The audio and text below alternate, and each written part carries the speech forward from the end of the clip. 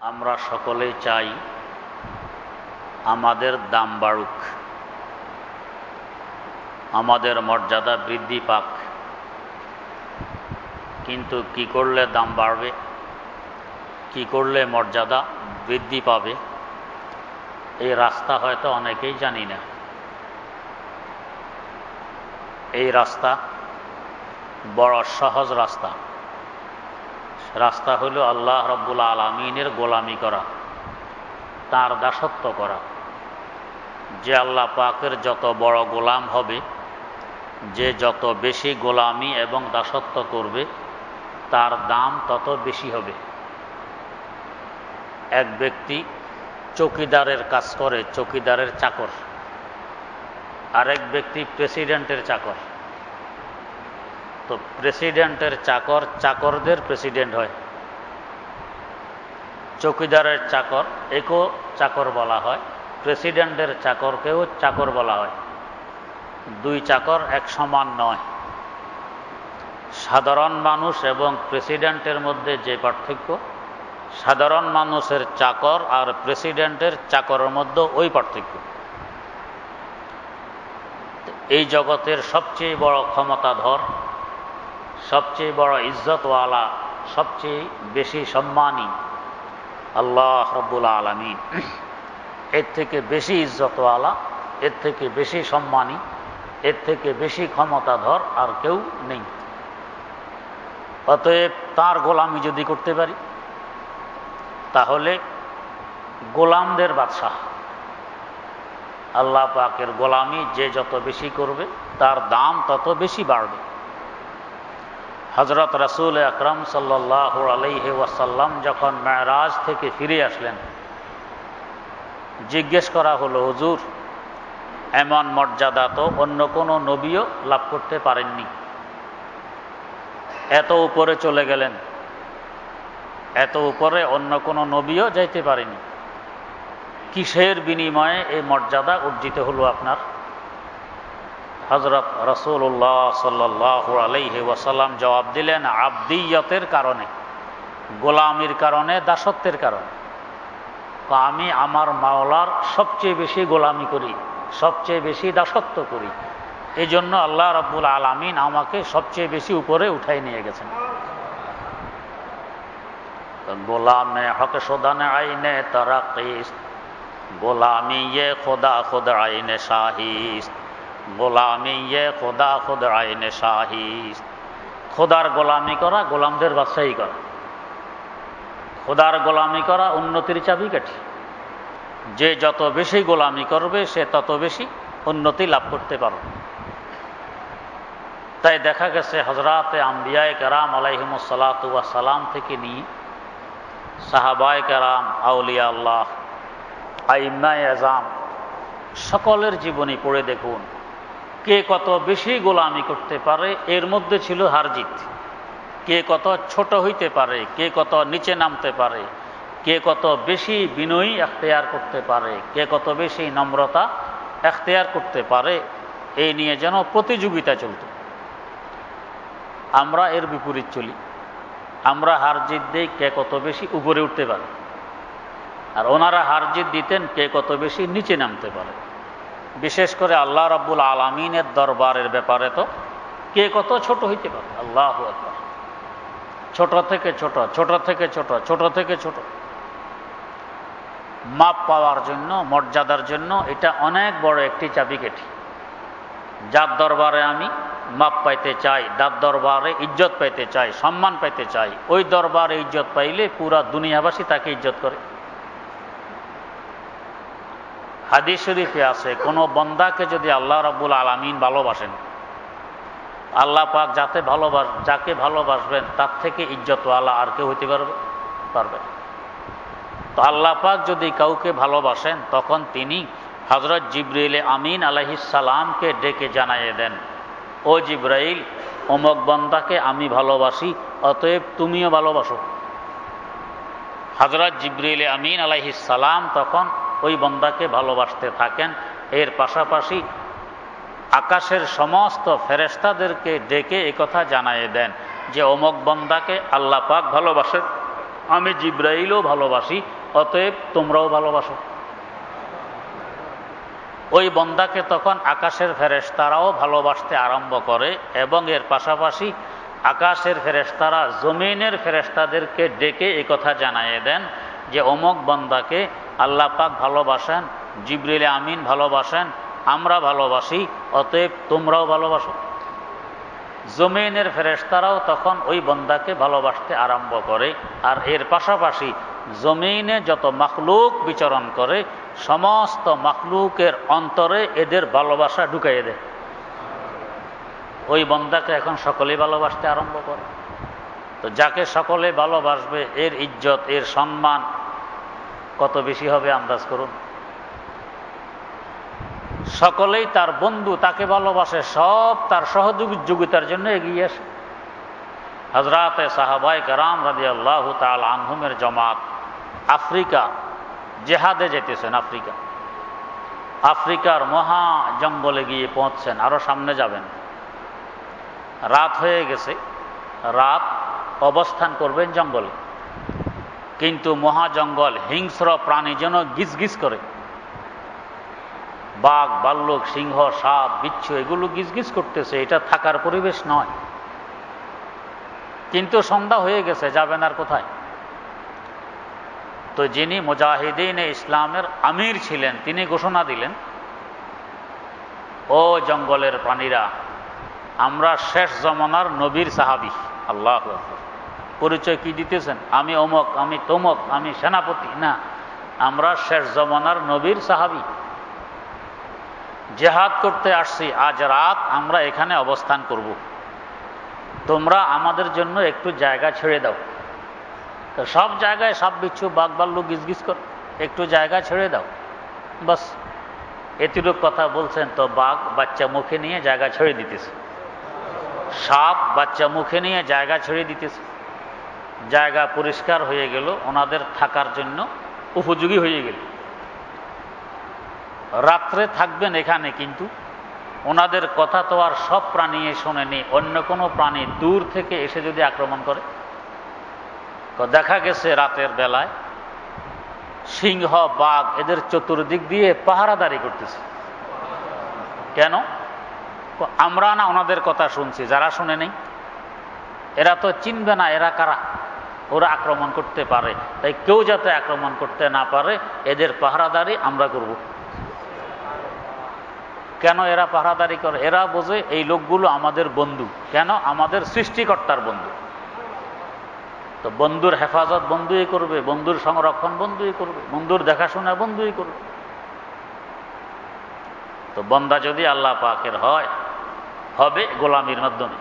যত বেশি গোলামি করবে ততই বেশি মর্যাদা বাড়বে, ইজ্জত বাড়বে, সমস্ত মাখলুকের দৃষ্টিতে সে ইজ্জতওয়ালা হয়ে যাবে।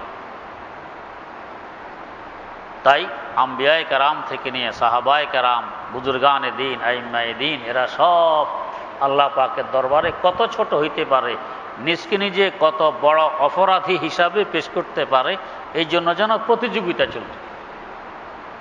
আম্বিয়ায়ে কেরাম আলাইহিমুস সালাতু ওয়াস সালামের পরে সবচেয়ে বেশি মর্যাদাশীল যিনি, সাইয়্যিদানা হযরতে আবু বকর সিদ্দিক রাদিয়াল্লাহু তাআলা আনহু। এর থেকে সম্মানী মানুষ নবীদের পরে আর কেউ নেই। কি পরিমাণ সম্মানী!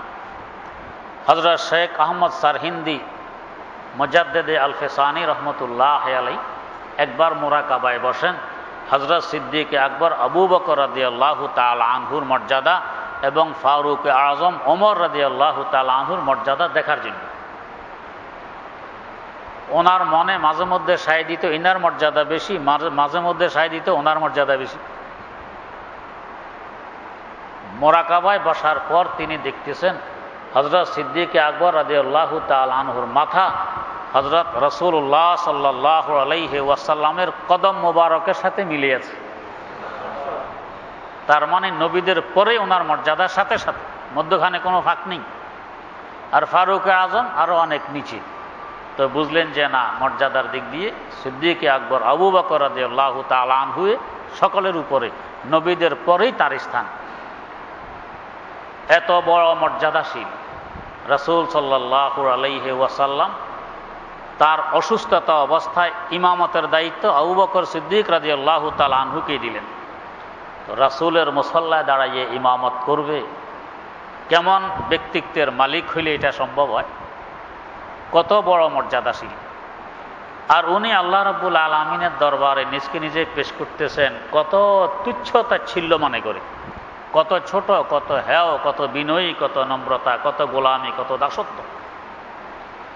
আল্লাহ পাকের দরবারে নিজকে নিজে পেশ করতেছেন ওনার বাসায় হুজবে লুৎফিকে ইয়া ইলাহি মাল্লাহু জাদুন কালিল মুফলিসাম বিসিদকি ইয়াতি ইনদা বাবিকি ইয়া জালিল। ও আল্লাহ,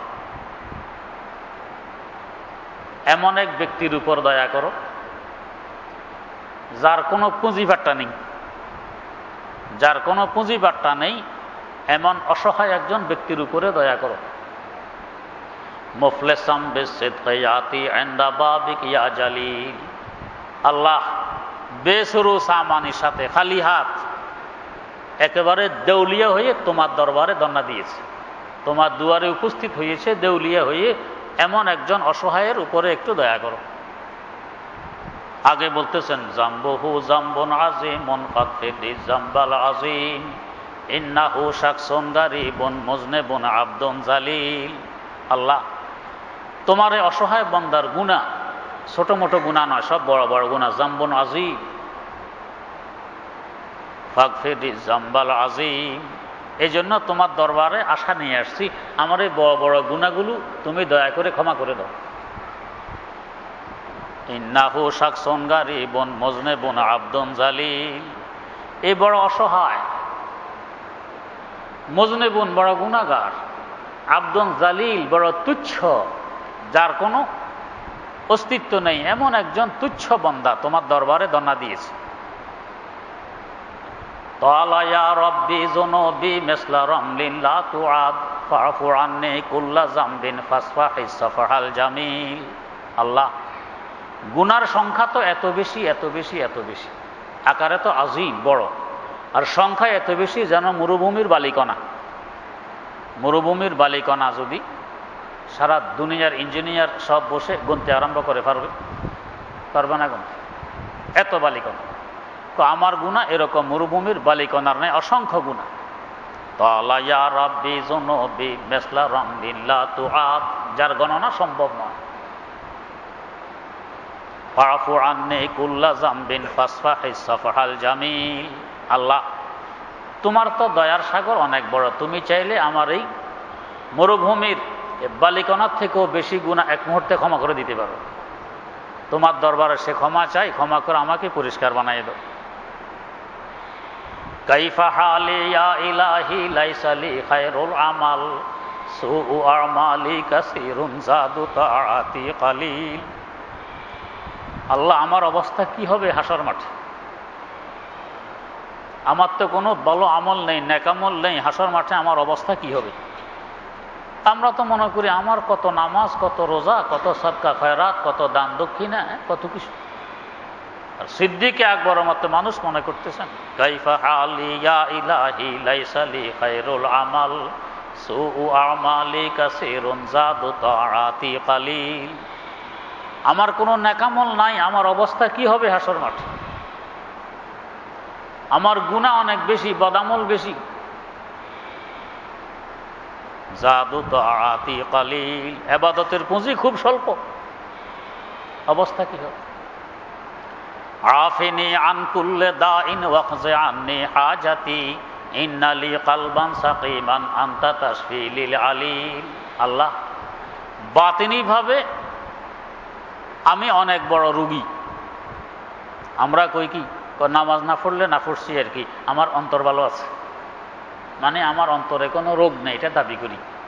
আর হযরত সিদ্দিক আকবর বলতেছেন বাতিনিভাবে আমি অনেক বড় রোগী, রুহের রোগী, আত্মার রোগী।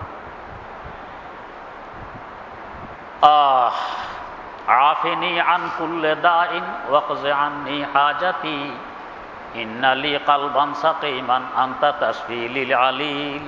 এই রোগীর চিকিৎসা একমাত্র আল্লাহ তুমিই করতে পারো, তোমার হাতের চিকিৎসা, অন্য কেউ পারবে না। আমি তোমার কাছে আমার বাতিন রোগের চিকিৎসা চাই। কুল্লে নারিন আবরিদি ইয়া রব্বি ফি হাক্কি কামা কুলতা কুলনা নারো কুনি আনতা ফি হাক্কিল খালিল। আল্লাহ, জাহান্নামের আগুন আমি দেখতেছি আমার জন্য অবধারিত, আমি জাহান্নামের মুস্তাহিক, জাহান্নামের যোগ্য, জান্নাতের যোগ্য নই। আগুনে তো আমাকে জ্বালাবে, কিন্তু আল্লাহ তুমি যদি চাও জাহান্নামের আগুনকে আমার জন্য ঠান্ডা করে দিতে পারো,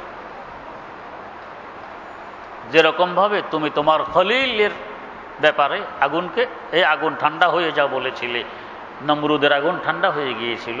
আল্লাহ তুমি চাইলে আমার জন্য তো জাহান্নামের আগুনকে ঠান্ডা করে দিতে পারো। আগে নিজকে নিজে লক্ষ্য করে বলতেছেন, নিজকে নিজে আগে লক্ষ্য করে বলতেছেন, আইনা মূসা আইনা ঈসা আইনা ইয়াহইয়া আইনা নূহ আইনা ইয়া সিদ্দিক ও আসিন তুব ইলা মাওলাল জলিল। ও আবু বকর, পয়গম্বররা পর্যন্ত হাসর মাঠে বিকম্পিত থাকবেন, হায় কি অবস্থা হয়, আর আবু বকর তোমার কি হিসাব নিকাশ? আইনা ইয়া সিদ্দিক ও আসিন তুব ইলা মাওলাল জলিল। অতএব সময় থাকতে আল্লাহ পাকের কাছে তওবা করে নাও, পিছনের সমস্ত গুনাহ খাতা অন্যায় অপরাধ থেকে আল্লাহ পাকের কাছে তওবা করে নাও, তাহলে কিছু আশা করা যাবে। আর আমরা বলি আমার কোনো গুনাহ নেই, নামাজ না পড়লে না পড়ছি, আমার কোনো গুনাহ নেই, আল্লাহ মাফ করুন। কত বড় মানুষ, কিন্তু কি পরিমাণ নম্রতা আর বিনয়ী, নিজকে নিজে কত ছোট বানাইছেন আল্লাহ পাকের দরবার।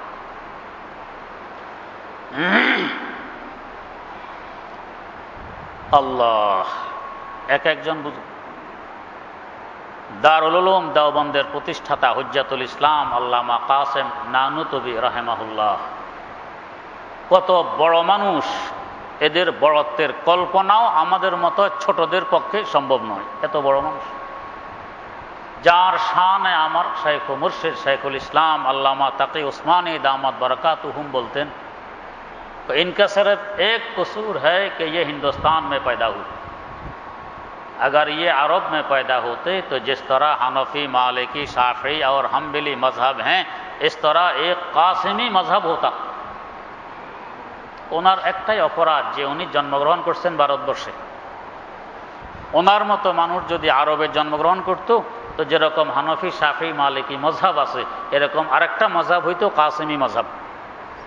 কত বড় মানুষ আন্দাজ করুন। আর উনি আল্লাহর দরবারে নিজকে নিজে কি পরিমাণ ভাঙতেছেন। ওনার ভাষা উনি বলতেছেন, ইলাহি গরকে দরিয়া এ গুনাহাম, ইলাহি গরকে দরিয়া এ গুনাহাম, তুমি দানি ও খুদ হস্তি গওয়াহাম। আল্লাহ, আমি তো গুনাহের সাগরে ডুবে আছি। আমরা তো বলি আমার গুনাহ নেই, আর উনি বলেন আমি গুনাহের সাগরে ডুবে আছি। তুমি দানি ও খুদ হস্তি গওয়াহাম। আল্লাহ, সাক্ষী মুক্তির কি দরকার, তুমি জানো, তুমি সাক্ষী, বা আমি নিজেই আমার গুনাহের সাক্ষী, অন্য সাক্ষীর দরকার হবে না, আমি সাক্ষী দিতেছি আমি যে গুনাহের সাগরের ভিতরে ডুবে আছি। আগে বলতেছেন, গুনাহে বে আদদ রাবারে বাস্তাম, হাজার আবারে তওবা শিকাস্তাম। আল্লাহ, আমার গুনাহের কোনো সংখ্যা নেই, আমার গুনাহের কোনো সংখ্যা নেই, অসংখ্য গুনাহ। হাজার আবারে তওবা শিকাস্তাম, তওবা করছি কি তওবা সব ভাঙছি, এক দুইবার নয়, হাজার হাজার বার তওবা ভাঙছি। হেজাবে মকসুদা মে ইসয়ানে মানসুদ, গুনাহ মোজেবে হেরমানে মানসুদ। আল্লাহ, আমি যে বঞ্চিত, আমি যে মাহরুম, যার কারণ হলো আমার গুনাহ। তোমার আর আমার মধ্যখানে আমার গুনার পাহাড় একটা আর দেওয়ার হইয়াছে, এই জন্য আমার কিছু তুমি পর্যন্ত পৌঁছে না। अगर नालायकम कुदरत तुदारी के खारे आए बेआज जानम बरारी। আল্লাহ, আমি নালায়েক, আমি অনুপযুক্ত, কোনো সন্দেহ নেই, কিন্তু আল্লাহ, অনুপযুক্তকে উপযুক্ত বানানোর কুদরতার শক্তি তো তোমার আছে। কে খারে আয় বেআজ জানাম বরারি। আল্লাহ, দোষ ত্রুটিয়ে ভরা, বাতিনি রোগে ভরা, এগুলো তুমি চাইলে এক মুহূর্তের মধ্যে সব বের করে দিয়ে আমাকে পরিষ্কার করতে পারো। আল্লাহু আকবার। के खारे आए ब्याज जानम बरारी नमी दानम चरा महरो में मंदाम बदर गाहे तुआय रहमाद বিদাম।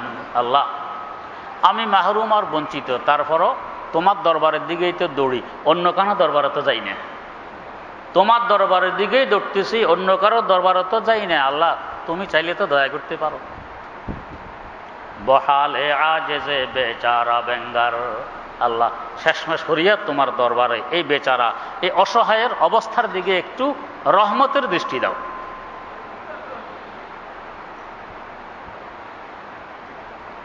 আল্লাহ কত ছোট বানায় আল্লাহ পাকের দরবারে নিজকে নিজে পেশ করতেছেন। হযরত আব্দুল কাদের জিলানী রহমতুল্লাহ আলাইহি, যাকে আমরা বড় পীর বলে থাকি, আল্লাহ পাকের দরবারে নিজকে নিজে পেশ করতেছেন কি?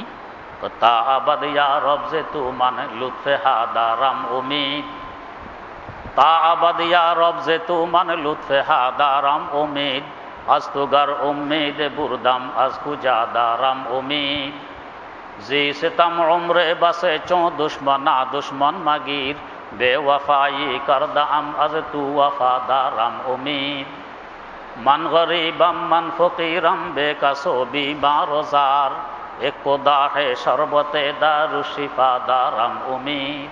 আল্লাহ, আমি গরিব, আমি অসহায়, আমি ফকির, আমি বেকাস, আমার কোনো সহায় নেই। বিমার জার, আমি রুগী, জাহিরি ভাবেও রুগী, বাতিনি ভাবেও রুগী, দৈহিক ভাবেও রুগী, আত্মিক ভাবেও রুগী, আমার রোগের কোনো শেষ নেই। আত্মার রোগ আমরা তো বুঝি না, বুঝবো কিভাবে? যারা আত্মার রোগ বুঝে, ওদের কাছে গেলে বুঝে আসবে আমার আত্মার কি রোগ, এর আগে তো বুঝে আসবে। ছোট বাচ্চা খুজলি বিচি উঠছে, এখন সে জলপাই খাবে, চিংড়ি মাছ খাবে, সে কি বুঝে যে এটা খেলে আমার কি হবে? যারা বোঝে ওরা খাবে না, যে বোঝে না হয়তো। তো আমরা বুঝিও না আমার আত্মার কি রোগ, বুঝি না। যারা বোঝে ওদের কাছে গেলে বুঝে আসবে আমার আত্মার কি রোগ। হাজারো রোগে আমি বন্দি, রোগের ভিতরে। হযরত জিলানী বলতেছেন, মান গরিবাম মান ফকিরাম বেকাসবি মারজার, তাও শুধু রুগী নয়, বিমার জার, মারাত্মকতম রুগী। এ খোদা হে শরবতে দারু শিফা দারাম উমিদ। আল্লাহ, তোমার দরবারে আমি শিফার জন্য, আরোগ্যের জন্য এক পেয়ালা ওষুধ চাই। আগে বলতেছেন, তাআবাদ ইয়া রব যে তু মান লুৎফে হাদারাম উমিদ। আমি যত অসহায় হই, আমি যত দুঃখী হই, আমি যত বড় রুগী হই, কিন্তু আল্লাহ আমি নিরাশ নই তোমার দরবার থেকে। সবসময় আমি তোমার দরবারে আশাবাদী। আজ তো গার উম্মীদে বুরদাম আজ কুজাদারাম উমিদ। আল্লাহ, তোমার থেকে যদি আমি আশা ফিরেই নেই, আর কার কাছে আশা রাখবো? আশার দরবার তো একটাই, তোমারটা। কারো দরবার তো আশার দরবার নেই নেই এই জন্য আমি তোমার দরবারে আশা পোষণ করি, অন্য কারো দরবারে কোনো আশা করি।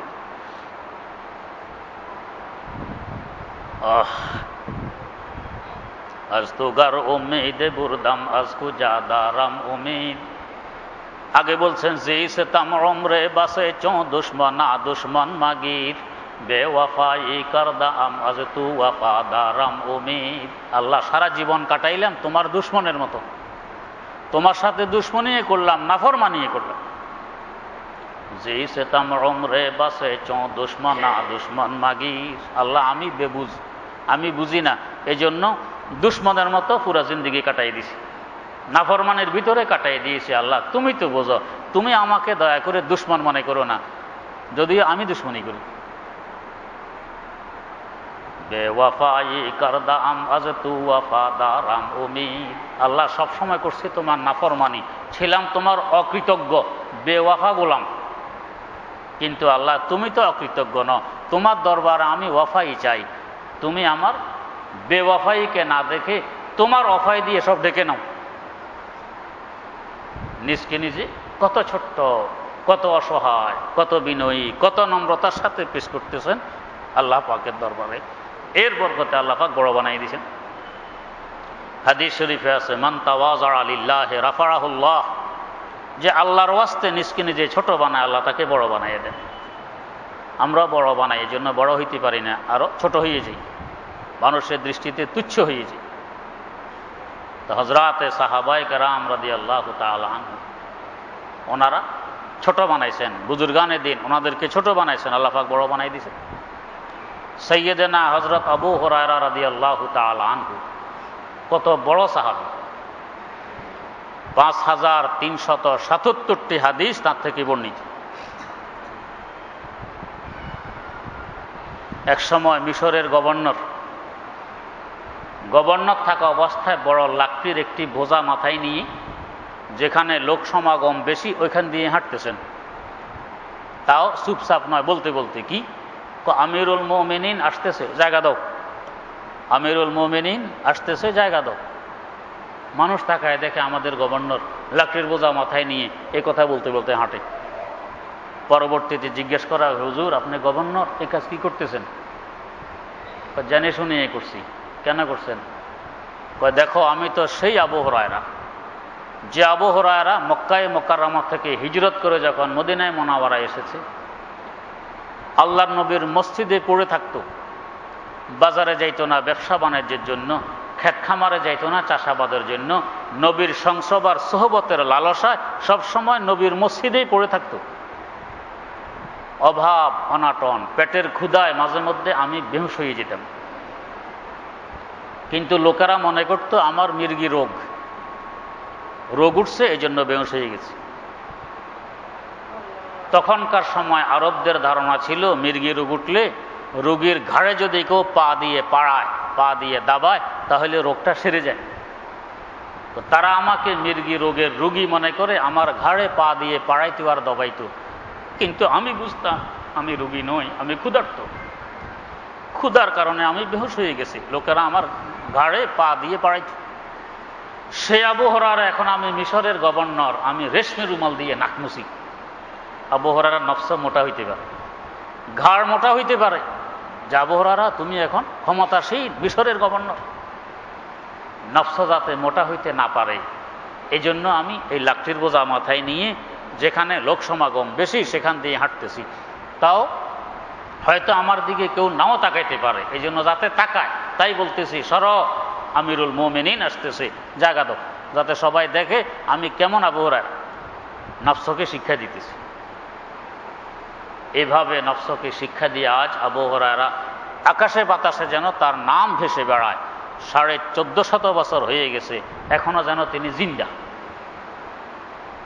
এই যে 5377টি হাদিস তার থেকে বর্ণিত, প্রত্যেকটা দাওরায়ে হাদিস মাদ্রাসায়, প্রত্যেকটা মেশকাত শরীফ ওয়ালা মাদ্রাসায় অন্তত এই 5377 বার তার নাম উচ্চারণ হয়। প্রত্যেকবারে তার নামের পরে প্রত্যেক ছাত্র শিক্ষক বলে রাদিয়াল্লাহু তাআলা আনহু, আল্লাহ পাক তার উপরে রাজি থাকুক। এই দোয়া 1500 বছর থেকে চলতেছে, কিয়ামত পর্যন্ত চলবে। মুফতির দোয়া, কোটি কোটি তালেবে ইলম আলেম ওলামাদের দোয়া। কিসের বরকত? নফসকে এইভাবে শিক্ষা দিছে, নফস যাতে মোটা হইতে না পারে। আল্লাহ তো বুজুর্গানের দিন থেকে আমরা এই শিক্ষা গ্রহণ করব, সাহাবায়ে কেরাম রাদিয়াল্লাহু তাআলা আনহুম থেকে শিক্ষা গ্রহণ করব, হযরতে আম্বিয়ায়ে কেরাম আলাইহিমুস সালাতু ওয়াস সালাম থেকে এই শিক্ষা গ্রহণ করব যে যত ছোট বানাইতে পারি নিজকে নিজে, ততই বড় হওয়া যাবে। আমি একটি দৃষ্টান্ত দেই, আরো একাধিকবার এখানে দিয়েছি। হযরত শেখ ফরিদে আত্তার রহমতুল্লাহ আলাইহি দিয়েছেন দৃষ্টান্তটি। হযরত আত্তারকে তার একটু পরিচয় দিই। হযরত শেখ ফরিদে আত্তার, ওনার সম্পর্কে আরেফ বিল্লাহ আল্লামা জালালউদ্দিন রুমি রহমতুল্লাহ আলাইহি, যার লিখিত কিতাব মসনবী শরীফকে মারেফাতের গোডাউন মনে করা হয়, উপাধি আরেফ বিল্লাহ, বড় মারেফাতওয়ালা। উনি বলতেছেন, হাফতে শহরে এশকে রাআত তারুদ্দিন, হাফতে শহরে এশকে রাআত তারুদ্দিন, মাহানুজান দরখমে এক কুচায়ে, মাহানুজান দরখমে এক কুচায়ে। আল্লাহ পাকের এশক মহব্বত এবং ভালোবাসার মোট শহর হলো 7টি। এই 7টি শহর অতিক্রম করে গেলে আল্লাহ পাককে পাওয়া যায়। হযরত রুমি বলেন, শেখ ফরিদউদ্দিন আত্তার এই 7টি শহর অতিক্রম করে আল্লাহ পাককে পেয়ে গেছেন। কারণ আমি জালালউদ্দিন এখনো এক শহরের ছোট্ট একটি চিপাগলির ভিতরে আছি। এক শহরের ছোট্ট একটি চিপাগলিতে আছি, আর আমাকে মানুষ আরেফ বিল্লাহ বলে। তাহলে আল্লামা আত্মারকে কি বলতে হবে? যিনি 7 শহর অতিক্রম করে সামনে বেড়ে গেছেন, কত বড় আল্লাহর ওলি। আবার নফসকে কি পরিমাণ শিক্ষা দিয়েছেন। তারই ফেতনা যখন শুরু হয়, চঙ্গিজ খানের ফেতনা, মঙ্গোলিয়া থেকে এই ফেতনা বেরিয়ে পড়ে। এই তাতারিরা হযরত আত্তারকে ধরছে, ধরে নিয়ে শহীদ করে ফেলবে, নিয়ে যাইতেছে। পথের মধ্যে এক লোক দেখে যে হযরত আত্তারকে নিয়ে যেতেছে শহীদ করবে। দেখে চিন্তা, হারে এত বড় আল্লাহর ওলি, মারাফাতের সাগর যার সিনা, তাকে নিয়ে শহীদ করবে, কেমন কথা, যদি বাঁচাইতে পারি। তো যে ধরে নিয়ে যেতেছে তাকে ওই লোকটি বলতেছে, ভাই তুমি তো এই লোকটিকে নিয়ে হত্যা করবা, হত্যা করলে তোমাকে কেউ পয়সা করে দিবে না, তোমার কোনো লাভ হবে না। আমার কাছে পয়সা আছে, এই লোকটাকে আমার কাছে বিক্রি করে দাও, তোমার লাভ হবে, পয়সা পাও। তো ওই লোক লালসায় কয়, ঠিক আছে, দাম কত? আমার কাছে এত টাকা আছে, এসব নিয়ে যাও, যাইয়া ওনাকে আমাকে দিয়ে দাও, বিক্রি করে দাও। লোকটার উদ্দেশ্য ওনাকে নিয়ে বাঁচাইয়ে দিবে। হযরত আত্তার দেখলেন শহীদ তো হতে পারলাম না, এ তো আমাকে বাঁচাই দিবে। তো বলতেছেন, ও মিয়া, তুমি যে আমাকে বিক্রি করতেছ এই পরিমাণ টাকায়, আমার দাম তো আরো অনেক বেশি, এর কাছে বিক্রি করলে ঠকবে, আমার দাম আরো অনেক বেশি। কয় না, তোমার কাছে আর বিক্রি করবো না। বিক্রি করেনি, সামনে নিয়ে যেতেছে। আরো কিছু দূর যাওয়ার পর আরেক লোকের সাথে সাক্ষাৎ, হেও দেখে চিনছে, আরে এই তো হযরত আত্তার, ফরিদউদ্দিন আত্তার, ওনাকে নিয়ে যেতে শহীদ করবে। লোকের মাথায় একটি খড়ের বোঝা, খেরের বোঝা। তো এখন ওই লোককে বলতেছে, ভাই তুমি তো ওনাকে নিয়ে হত্যা করবা। কয় হ।